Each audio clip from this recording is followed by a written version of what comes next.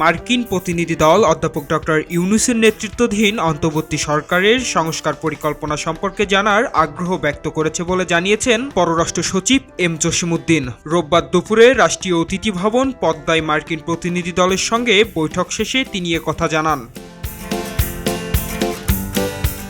তিনি বলেন, যুক্তরাষ্ট্রের অর্থ দপ্তরের সহকারী আন্ডার সেক্রেটারি ব্রেন্ট নেইমারের নেতৃত্বে উচ্চ পর্যায়ের একটি প্রতিনিধি দল বাংলাদেশ সফর করেছে।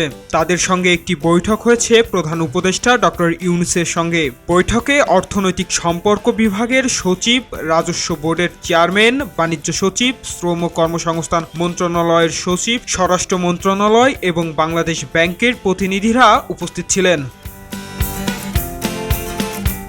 বৈঠকে গুরুত্বপূর্ণ আলোচনা হয়েছে জানিয়ে সচিব বলেন, বৈঠকে দুই দেশের স্বার্থ সংশ্লিষ্ট বিষয় নিয়ে কথাবার্তা হয়েছে। ছাত্র জনতার আত্মত্যাগের মধ্য দিয়ে অর্জিত নতুন বাংলাদেশে সূচিত বিপ্লবী পরিবর্তনের প্রেক্ষাপটে সরকারের এরই মধ্যে যেসব পদক্ষেপ নিয়েছে সেসব পদক্ষেপ সম্পর্কে আমরা প্রতিনিধি দলকে অবহিত করেছি।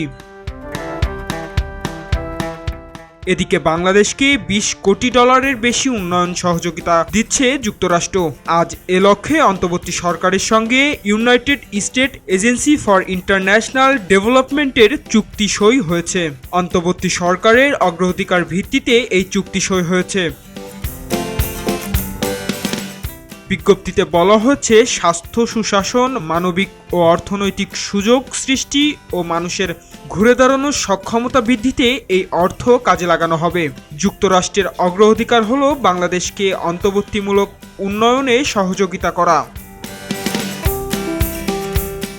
মার্কিন দূতাবাস বলছে, আমরা আমাদের অংশীদার বাংলাদেশের সাথে অর্থনৈতিক সুযোগ সুবিধা সম্প্রসারণ, প্রাতিষ্ঠানিক সক্ষমতা গড়ে তোলা, মানবাধিকার সমুন্নত রাখা এবং জলবায়ু ঝুঁকি কমিয়ে আনতে সহায়তা করতে প্রতিশ্রুতিবদ্ধ।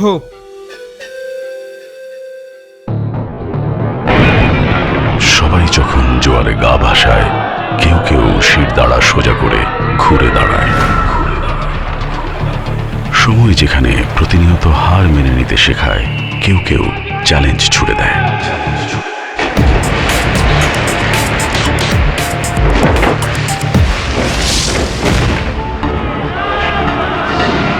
পক্ষপাতের ভিড়ে আজ থেকে কোনো পক্ষ নয়, খবর হবে নিরপেক্ষ।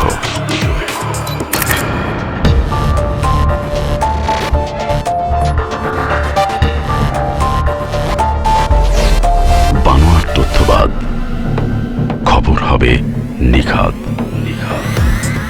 ভেঙে গুজবের শিক, খবর হবে নির্ভীক।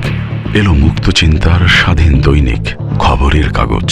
এখন খবর হবে নিখাত, নির্ভীক, নিরপেক্ষ।